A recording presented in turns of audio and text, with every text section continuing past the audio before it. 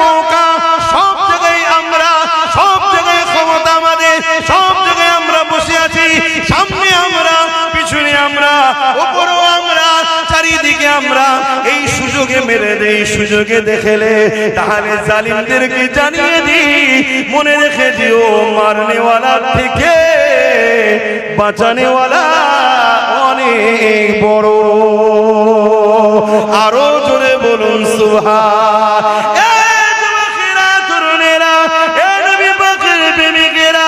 আমাদের অন্যায়টা কোথায় হয়েছে? আমরা সব হাত খালি করে দিয়েছি, যা ছিল একে ওকে তাকে দিয়ে দিয়ে শেষ করে দিয়েছি। কখনো একবারও ভাবলাম না নিজের বাচ্চার ভবিষ্যতের কথা, কখনো একবার ভাবলাম না নিজের মসজিদ মাদ্রাসার কথা, কখনো একবার ভাবলাম না নিজের ঐতিহ্যের কথা, কখনো একবার ভাবলাম না নিজের ভবিষ্যৎ বাচ্চাগুলোর কি হবে। আর দুনিয়া জমিনে সামান্য ভিক্ষাতে আমরা বিক্রি হতে হতে হতে আজ এমন একটা জায়গায় পৌঁছে গেছি। এ যুবকেরা, তরুণীরা, বাবেরা, চতুর্দিক থেকে আমাদেরকে মিটাবার জন্য চেষ্টা শুরু হয়েছে। তারপরও কিন্তু বলে যায় চিন্তার কোনো কারণ নেই, শুধু রোডটা চেঞ্জ করে আমার রাসূলুল্লাহর কদমে নিজেকে জুড়ে দাও। মুস্তাফার গোলামের জন্য হাসবুনাল্লাহু ওয়া নি'মাল ওয়াকিল, আমার আল্লাহ যথেষ্ট। আরো জোরে বলুন সুবহান। নিবার হয় না, না নিবার হয় না, আমি তো ডিউটি পালন করছি বাবা, আল্লাহর কাছে ধরা না পড়ে যায়, ডিউটি পালন করছি, আগেও করেছি আজও করছি। নিবার হয় না, না নিবার হয় না। আজ নতুন নয়, আল্লাহ দিনের উপরে টার্গেট করা, মসজিদকে টার্গেট করা, মাদ্রাসাকে টার্গেট করা, এটা আজকে নতুন নয়। কেউ হালকা হালকা করে করছিল, তখন আমরা ট্রিটমেন্ট করিনি, তাই রোগটা এখন একটু বড় হয়ে গেছে।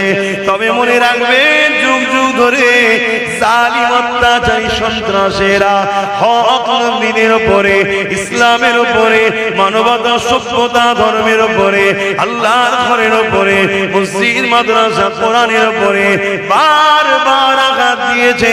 এটা আমার রাসূল পাক সাল্লাল্লাহু আলাইহি ওয়াসাল্লাম দুনিয়ার জমিনে আসার আগের একটা ওয়াকিয়া আপনাদের শোনাই। এমন নওজোয়ান তরুণীরা, যুবকেরা, এ নবী পাকের প্রেমিকেরা, আল্লাহ নবী, নূর নবী, দয়া নবীকে আমার আল্লাহ পাক সবার আগে তৈরি করেছে। এটা আপনারা মানেন না মানেন না, আওয়াজ দিয়ে বলে।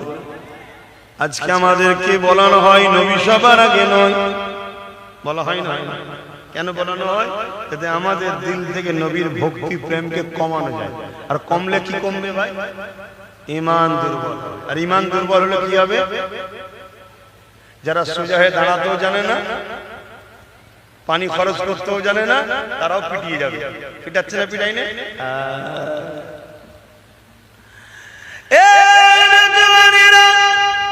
আল্লাহ পাক আমার নবী পাককে সবার আগে তৈরি করেছে।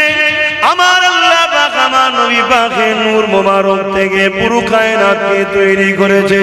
মনে রেখে দেবেন, হযরতে জিবরাইল আলাইহিস সালাম আমার নবী পাকের দরবারে একবার আসলেন। এক তারিখে আসার সময় আমার নবী জিজ্ঞাসা করেছিলেন, ও হযরতে জিবরাইল, আপনার বয়সটা কত? হযরতে জিবরাইল আলাইহিস সালাম বললেন, হুজুর এমনি ভাবে তো আমি বলতে পারবো না, তবে হ্যাঁ একটা নমুনা আপনাকে বলতে পারি। আল্লাহ যখন আমাকে বানিয়েছিল, কোনো কিছুই আল্লাহ পাকে ছিল না, শুধুমাত্র আল্লাহ পাকের আরশ ছিল। ওই আরশের নিচে একটা নূরের পর্দা ছিল। ওই পর্দার নিচে আমাকে আল্লাহ থাকতে দিয়েছিল। আমি জিবরাইল যখন চোখটা খুলেছিলাম, ওই পর্দা দিকে যখন নজরটা পড়লো, আমি জিবরাইল অবাক হয়ে গেলাম। ওই পর্দার মধ্যে একটা নূরের ঝলক দেখেছিলাম।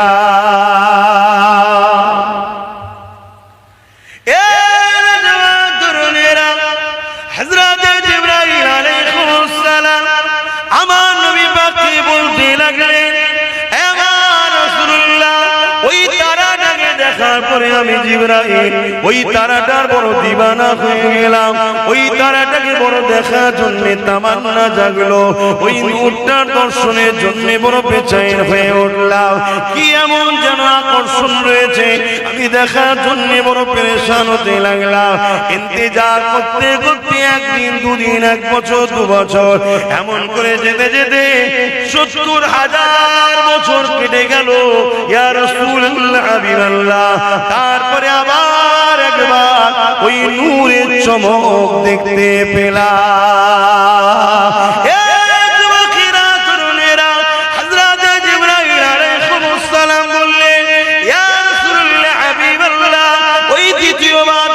পরে ওই নূরের উপরে আমার টান আরো বেড়ে গেল। আমি দিবানা হয়ে দেখার জন্য মতওয়ারা হয়ে গেলাম। ইয়া রাসূলুল্লাহ হাবিবাল্লাহ, আবার ইন্তজার করতে করতে 70,000 বছর কেটে গেল। তারপরে আবার একবার ওই তারা নূরের দিদার হলো। ইয়া রাসূলুল্লাহ, যতবার দেখি দেখার জন্য আগ্রহ পিপাসা তত বাড়ে। এইভাবে আমি ওই তারাটাকে 72,000 বার দেখেছি। আর একবার উদিত হওয়ার পর ওই নূরটা 72,000 বছর পর আবার জাহির হয়। এইভাবে ওই নূরটাকে আমি জিবরাইল 72,000 বার দেখেছি। আরো জোরে বলুন সুবহান আল্লাহ। আল্লাহ আল্লাহ নবী বললেন, জিবরাইল ওই নূরটা তোমার নবী মুহাম্মদুর রাসূল। জোরে বলুন সুবহানাল্লাহ। কি গো উম্মত, বলবে না সুবহানাল্লাহ? অনেকে সব কথা শুনে আবার বলে, এটা শুনে আমি কি করব? ও বেটা শেষ, ওকে এই জায়গায় আনা হয়েছে বড় প্ল্যান করে, ওকে বড় প্ল্যান করে আনা হয়েছে। কেন কবরের জমিনে 3টে প্রশ্ন করা হবে। মান রাব্বুকা, তোমার রব কে? মা দীনুকা, তোমার দিন কি? আর নবীর বেলায় হুজুরকে দেখিয়ে বলা হবে, ইনি মুহাম্মাদুর রাসূল। ইনার সম্বন্ধে তোমার ধারণা কি নয়, ধারণা কি ছিল দুনিয়ার জমিনে বলো। এখন তো দেখে বিপদে পড়ে গেলে তো বলতে পারে হ্যাঁ আমার নবী হয়, ওখানে কি বলতে বলো? এই আব্বাস সিদ্দিকী আমাকে বলবে, জিজ্ঞেস করা যখন মিম্বারে উঠতে ইনার সম্বন্ধে তুমি কি বলতে পারো? উম্মত কি ইনাকে চিনিয়েছিলে? কেন আল্লাহ তো ইনাকে পাঠিয়েছিল উম্মত মনকে ধরে ধরে আল্লাহর সঙ্গে জুড়বে বলে। তো উম্মতের কাজ তো ইনার কাছে আসা, ইনার কাজ তাদেরকে ধরে আল্লাহর কাছে নিয়ে যাওয়া। তা তোমরা কি চিনিয়েছিলে না পাশ কেটে চলে গেছিলে?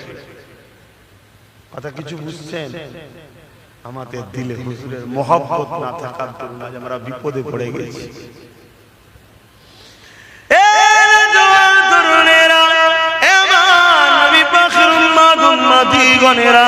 আল্লাহ নবীকে মুহাব্বত করে ভালোবাসে, প্যার করে।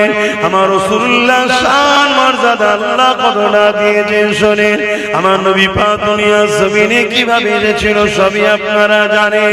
তবে এমন করে তবকার পর তবকা আস্তে আস্তে আস্তে আস্তে আমার নবী পাক দুনিয়ার জমিনে হযরতে দাদা আব্দুল মুতালিবের পেশিনাতে আমার নবীর নূর চলে আসলো। যে সময় দাদার পেশিনাতে নবী মুহাম্মদ রাসূলের নূর ছিল, ওই পিরিয়ডে পৃথিবীর জমিনে একটা রাজা ছিল, যে বড় অহংকারী রাজা, সে বড় ক্ষমতাশালী রাজা। সে অহংকার দেখিয়ে আল্লাহর কাবা শরীফকে ভাঙা স্বপ্ন দেখেছিল। আপনারা নাম জানেন বাদশাহ আব্রাহা বাদশাহ। কি নাম? আব্রাহা। মনে থাকবে আপনার?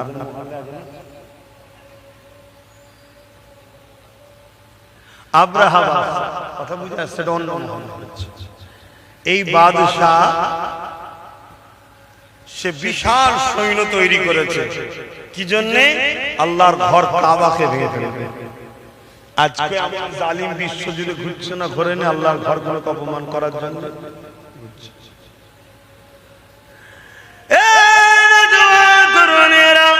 আব্রাহা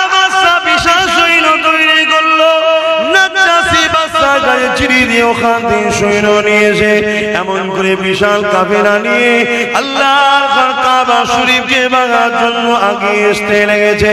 এবং আব্রাহা নিজে একটা বিশাল হাতির উপরে চেপে এমন করে কাবা দিকে আগিয়ে আসতে লেগেছে, বিশাল বাহিনী নিয়ে, অস্ত্র শস্ত্র নিয়ে, তীর বল্লম ধনুক নিয়ে, লোহা সজ্জিত করে নিয়ে এইভাবে তারা কাবাকে ভাঙার জন্য মক্কার জমিনের দিকে রওনা দিতে লেগেছে।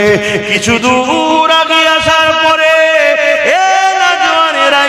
শোনো গো, শোনো গো, শোনো গো, ওই আবরাহা বাদশা তার সৈন্যদেরকে নিয়ে একটা ফাঁকা জায়গায় তাঁবু তৈরি করলো।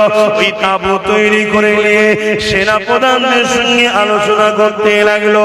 কিছুতে একটা বাহানা দরকার, এমনি এমনি ডাইরেক্ট কি করে হামলা করে কিছুতে একটা বাহানা তৈরি করতে হবে।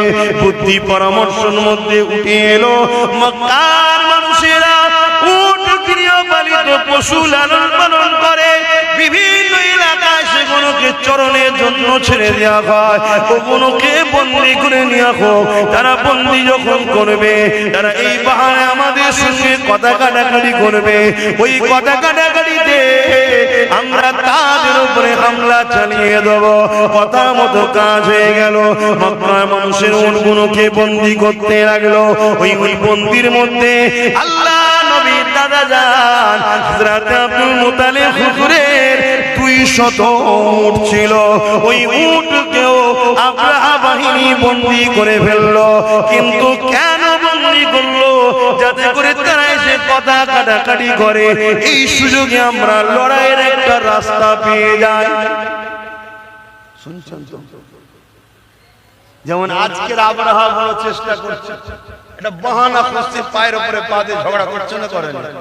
কখনো টেনে মারছে, কখনো চাকরি করতে গেছে মারছে, কখনো মিডিয়ার মাধ্যমে গাল দিচ্ছে, কখনো আল্লাহর নামে লাইটিং উল্টো পাল্টা করছে, কখনো একটা ফটো টাঙিয়ে দিয়ে তাতে ইটা সিটা লিখে দিচ্ছে। কি হচ্ছে না হয়? এটা বাহানা খুঁজছে যাতে করে একটা ঝগড়া করা যায়। শুনছেন তো নাকি? এই বাহানা খুঁজতে খুঁজতে খুঁজতে লাস্টে এমনও খুঁজছে যে এই মসজিদে এই আছে, ওই মসজিদে ওই আছে, ওই মসজিদে ওই আছে, এরকম সব করছে না, করছে না। এমনকি এর আগে কি করেছে, মসজিদের সামনে বাঁধন নাচানোর মতো নেচে উঠছে। এই কথা বুঝছেন না? তবে এই সব কিছুর পিছনে আমাদের কথা বলছে না তো? আচ্ছা, দোষ আছে ভাই, একটু দোষ আছে।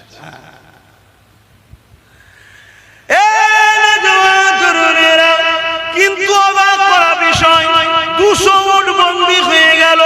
মক্কার মানুষের অন্যদেরও উট বন্দী হয়ে গেল। কোনো ভুরুক্ষেপ নেই, কেউ লোক পাঠায়নি, কেউ খোঁজ নিতেও আসেনি, কেউ কথা বলতে আসেনি। ঠিক আজকে এরকমই হয়েছে, হাজার জায়গায় মারা হয়েছে, হাজার কিছু ঘটনা ঘটছে, আমরা কোনো গুরুত্বই দিইনি।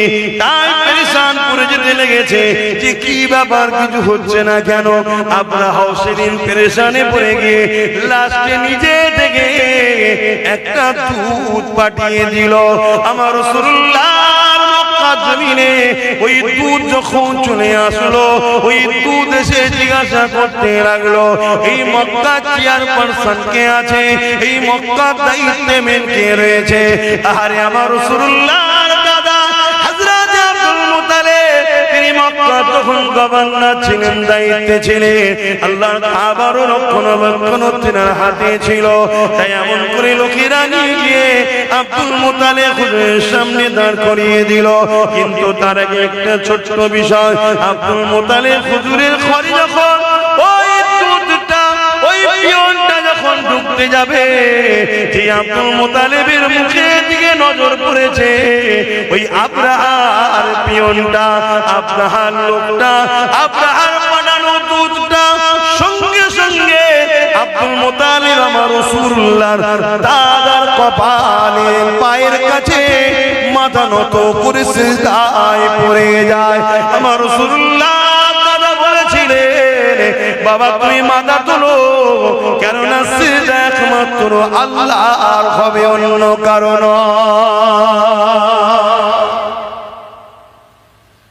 রাসূল রসুলের দাদার মুখের দিকে যেই তাকিয়েছে মাথা নত করে সেজদায় পড়ে গেছে। কারণ আগেকার সময়ে রাজাদের কাছে মানুষ মাথা নত করতো, শুনছেন তো নাকি?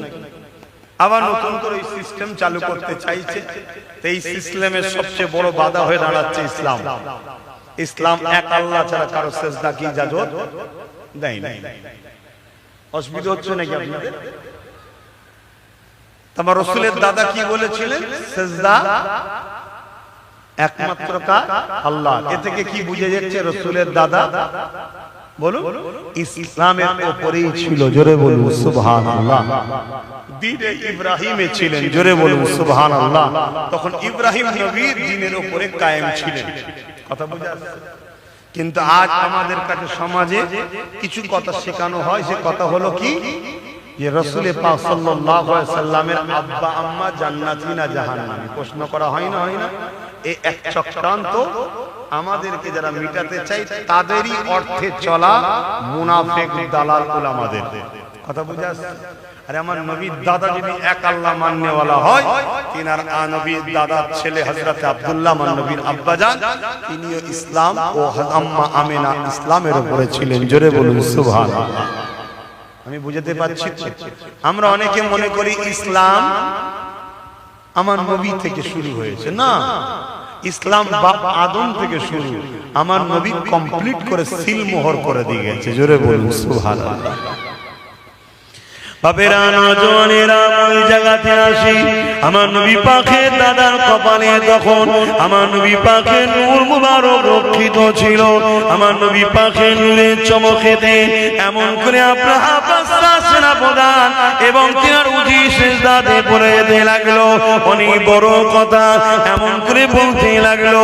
এ আব্রাহা বাদশাহ বলতে লেগেছে, এ মক্কার গভর্নর, এ মক্কার দায়িত্বে যিনি রয়েছেন আব্দুল মুতালিব, আমাকে আব্রাহা বাদশাহ পাঠিয়েছে এমন করে মক্কার উপরে হামলা করবে। আমাদের লক্ষ্য কাবা ঘরকে ভেঙে দিয়া তোমাদের সঙ্গে কোনো লড়াই করা নাই। তোমরা সাইড হয়ে যাও, সাইড হয়ে যাও, আমরা আসবো কাবাকে ভাঙবো আর চলে যাব, এটাই হলো আমাদের লক্ষ্য। আমার রাসূলুল্লাহ দাদা কি উত্তর দিয়েছিলেন শোনো। তোমার বাদশা আব্রাহাকে যে বলকে যাও আমার 200 উটকে বন্দী করেছে, ওই 200 উটের মালিক আমি, আমার 200 ইট আমাকে ফিরিয়ে দিতে বলো। কাবার মালিক তিনি তিনার ঘর দেখে নেবে। আরো জোরে বলুন সুবহান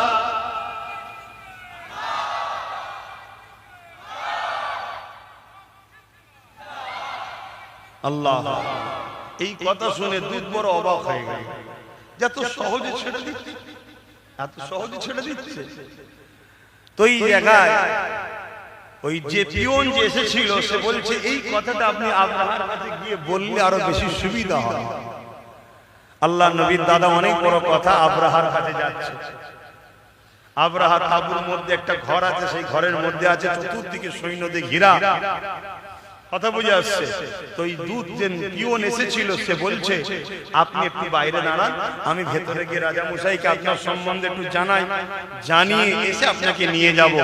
তা ওই আব্রাহা যে পিয়ন ছিল সে গিয়ে আব্রাহাকে বলতে লেগেছে, আরে যিনি আসছে ইনি মক্কার সর্দার এবং ইনার মধ্যে কিছু বাত আছে, একটু সাবধানে আপনি কথা বলবেন। এই রাসূলের দাদা তারিফ শুনে না আব্রাহা বড় অহংকারী ছিল, সে রেগে গেছে। আরে তুমি আমার খাও, ওর প্রশংসা করো, ওর গুণ গাও, ডাকো ডাকো, আমি পৃথিবীর সবথেকে শক্তিশালী রাজা, আমি যে কোনো দেশ, যে কোনো মুলক, যে কোনো জায়গাকে আমি যে কোনো সময় কব্জা করে নিতে পারি, আর তুমি আমাকে একটা সামান্য ব্যক্তির সম্বন্ধে তুমি কি শোনাচ্ছ? হায় রে বোকা, সে তো জানে না যে কাকে ডেকেছে। যখন আমার নবীর দাদা ঘরে ঢুকছে আর ওই জালিম অত্যাচারী আব্রাহা যেই নবীর দাদার দিকে তাকিয়েছে, নূরে মুহাম্মদ রাসূলের এতে নজর পড়েছে, উঠে দাঁড়াতে লেগেছে। জোরে বলুন সুবহানাল্লাহ। আরো জোরে বলবেন না সুবহানাল্লাহ। আমি আগে বললাম না, দিলে হুজুর রাখেন, জালিম যত বড়ই হোক সে আপনাকে দেখে সম্মান করবে, ঘাবড়ে যাবে। কথা কিছু মাথায় ঢুকছে?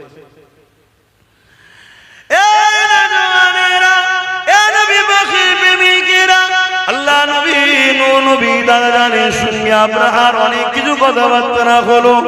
কথাবার্তা হওয়ার পরে একটাই জায়গায় দাঁড়ালো। আল্লাহ নবী দাদা বলতে লাগলো, আমি উটের মালিক, আমাকে উট দিন, আমি চলে যাব। কাবার মালিক যিনি, তিনি কাবা দেখে নেবে। এই সময় আব্রাহা চিন্তা করতে লাগলো, হয়তের মধ্যে কোনো ফন্দি থাকতে পারে। তাই সেনা প্রধানকে ডেকে বলল, যাও এই আব্দুল মুতালিব সাহেবকে নিয়ে গিয়ে আমার বিশাল সৈন্য বাহিনীটাকে একটু দেখিয়ে দাও। যদিও গোপনে গোপনে প্ল্যান রাখে, আমার বাহিনী দেখেও যেন ঘাবড়ে যায়।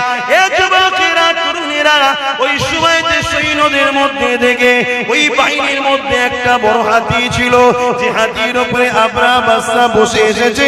বিশাল বড় জঙ্গলি হাতি, যার গর্জনে মানুষ অজ্ঞান হয়ে মারা যায়। স্পেশাল করে আব্রাহা বলল, আমার সওয়ারি হাতিটাকে দেখাবে। আল্লাহ নবী দাদাকে যখন ওই হাতির সামনে নিয়ে যাওয়া হয়, মন দিয়ে শুনুন, হাতি ওই দিকে মুখ করেছিল, পিছন দিক দিয়ে রাসূলের দাদাকে নিয়ে যাওয়া হচ্ছে। এমন করে কোন এক সময় যখন হাতি এই দিকে ঘুরেছে, যখনই ঘুরেছে, আমার নবীর দাদার দিকে নজর পড়েছে। হাতি তার ক্ষমতা অনুযায়ী তার ছুটের মতো জোরে জোরে হেঁটে এসে নিজের সোর আর মাথা দিয়ে আমার নবীর দাদাকে সিজদায় পড়ে যায়। আরো জোরে বলুন সুবহান। সেনা প্রধান তো দেখি অবাক, ই কি হলো, আমি কি দেখাতে নিয়ে এসেছি, কি দেখছি? আরে তোদের কপালে তো নাই যা দেখার, হাতি দেখে নিয়েছে। যেখানে গেলে বিপদ আছে, কথা বুঝে আসছে? পরের দিন, অনেক বড় কথা, পরের দিন সমস্ত জীবজন্তুকে নিয়ে যাওয়া হচ্ছে। ওই হাতিকে কোনোভাবে কিন্তু আর রাজি করতে পারে না, কেন ও দেখেছে রাসূলের দাদার কপালে নূরে মুহাম্মদ রাসূল রয়েছে। কথা বুঝে আসছে? লাস্টকে বাদ দিয়ে লড়াই গেল, অনেক বড় কথা। আল্লাহ আবাবিল পাখি পাঠালো, আপনারা সবাই জানেন। সেই পাখি মুখে করে ডানা করে একটা করে পাথর ছেড়ে ছেড়ে ছেড়ে ছেড়ে এমন করে পুরো আব্রাহা ও তার সৈন্য সামন্তরকে আল্লাহ ধ্বংস করে দিয়েছিলেন। বলুন সুবহানাল্লাহ। আসুন আমরা ঈমানের দিকে মজবুত হই, আল্লাহ সাহায্য আসবে।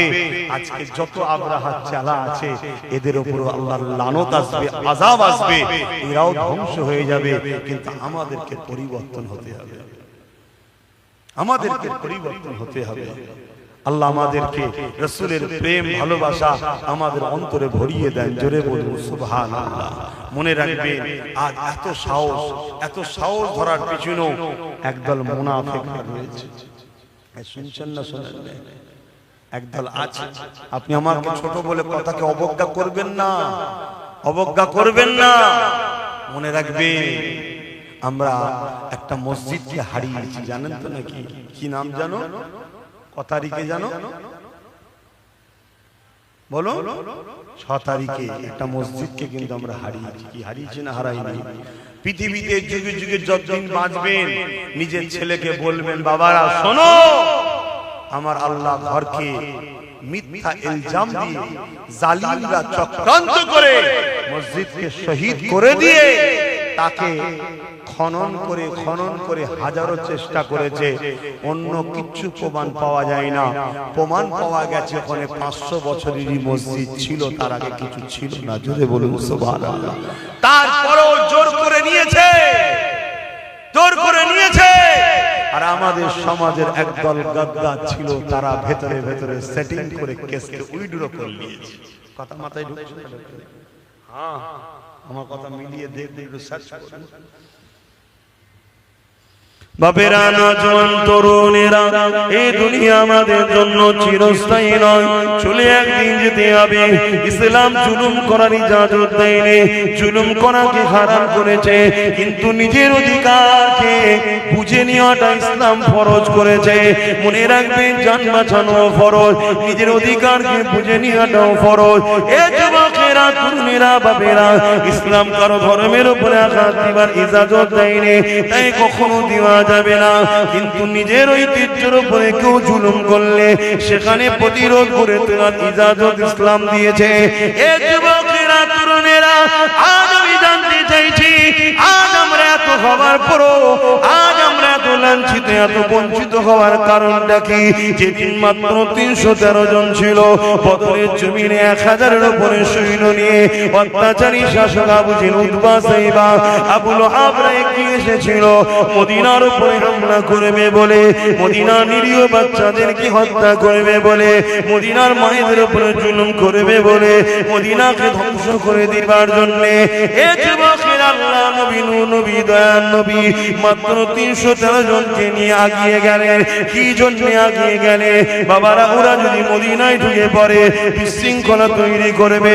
মদিনার বাচ্চারা রয়েছে, মদিনার পুরোরা রয়েছে, মদিনায় নারীরা রয়েছে, ওদেরকে মদিনায় ঢুকার আগে ওদেরকে ওখানে রুকে বুঝাবো, কথা বলবো, আলোচনা ওখানে হবে। চলো বাবা, এই যুবকেরা, তরুণেরা যেতে যেতে যেতে বদর নামক স্থান একটা দেখা গেল।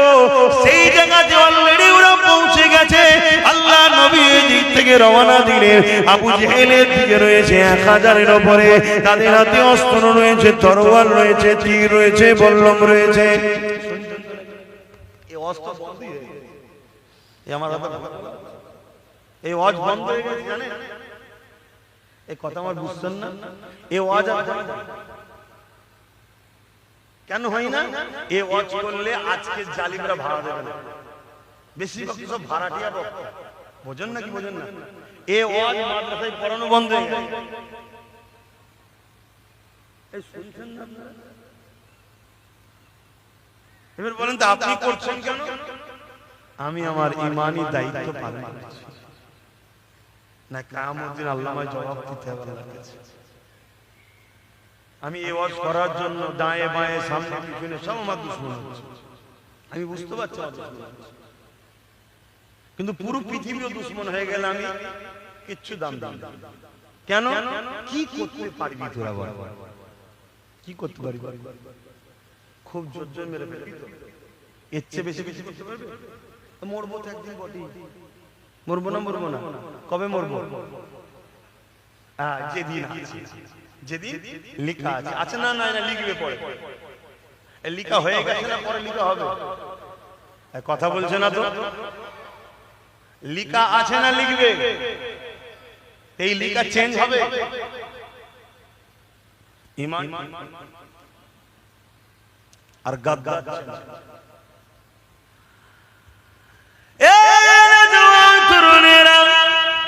আল্লাহ নবী 313 জনকে নিয়ে এগিয়ে যাচ্ছে, যারা আমল করে কোন হাতে অস্ত্র না, ঘোড়া উঠো নাই, খালি পায়েতে মরুভূমির ওপর দিয়ে হেঁটে হেঁটে যেতে লেগেছে। এমন করে হাতে খাজুরের ডাল রয়েছে, আর সামনে দিকে যে কাফেলা রয়েছে, যারা কিনা মক্কা থেকে 430 কিলোমিটার দূরে এসে এমন করে আগে এসে তারা দেখা যায় এমন করে হাতে অস্ত্র রয়েছে, তীর রয়েছে, বল্লম রয়েছে, সব কিছু নিয়ে তারা এমন করে বদর নামক স্থানে হাজির হয়ে গেছে। মদিনার উপরে হামলা করবে বলে আল্লাহ নবী সেখানে তাদেরকে দাঁড় করিয়ে দিলে। এ যুবকেরা, তরুণীরা, বাপেরা, তারা কোনো কথা শুনতে রাজি নয়। তারা বলতে লেগেছে, এই সুযোগে মেরে দে, এই সুযোগে মেরে দে, কেননা আমাদের সংখ্যা 1000 আর মুহাম্মাদের সংখ্যা মাত্র 313 জন। আমাদের হাতে অস্ত্র রয়েছে, মুহাম্মদ খালি হাতে রয়েছে, আমাদের হাতে তীর বল্লম রয়েছে, ওদের হাতে খালি হাতে রয়েছে, আমাদের গায়ে লোহার জামা রয়েছে, ওদের গায়ে কোন রকম ভাবে কাপড় রয়েছে, আমরা ঘোড়ার পিঠে ঘোড়ার পিঠে রয়েছি, ওরা তো খালি পায়ে রয়েছে। এই একটা মৌকা, এদেরকে মেরে দে, মেরে দে। আজও কেউ যদি মনে করে এই একটা মৌকা, সব জায়গায় আমরা, সব জায়গায় ক্ষমতা আমাদের, সব জায়গায় আমরা বসে আছি, সামনে আমরা, পিছনে আমরা, উপরেও আমরা, চারিদিকে আমরা, এই সুযোগে মেরে দে, এই সুযোগে দেখেলে তাহলে জালিমদেরকে জানিয়ে দি, মনে রেখে দিও, মারনেওয়ালার থেকে বাঁচানেওয়ালা অনেক বড়। আরো জোরে বলুন সুবহান।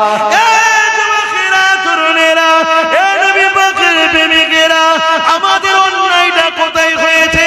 আমরা সব হাত খালি করে দিয়েছি, যা ছিল একে ওকে তাকে দিয়ে দিয়ে দিয়ে শেষ করে দিয়েছি, কখনো একবারও ভাবলাম না নিজের বাচ্চার ভবিষ্যতের কথা, কখনো একবার ভাবলাম না নিজের মসজিদ মাদ্রাসার কথা, কখনো একবার ভাবলাম না নিজের ঐতিহ্যের কথা, কখনো একবার ভাবলাম না নিজের ভবিষ্যৎ বাচ্চাগুলোর কি হবে। আর দুনিয়া জমিনে সামান্য ভিক্ষাতে আমরা বিক্রি হতে হতে হতে আজ এমন একটা জায়গায় পৌঁছে গেছি, এ যুবকেরা, তরুণীরা, বাবেরা, চতুর্দিক থেকে আমাদেরকে মিটাবার জন্য চেষ্টা শুরু হয়েছে। তারপরও কিন্তু বলে যায় চিন্তার কোনো কারণ নেই, শুধু রোডটা চেঞ্জ করে আমার রাসূলুল্লাহর কদমে নিজেকে জুড়ে দাও। মুস্তাফার গোলামের জন্য হাসবুনাল্লাহ ওয়া নি'মাল ওয়াকিল, আমার আল্লাহ যথেষ্ট। আরো জোরে বলুন সুবহান।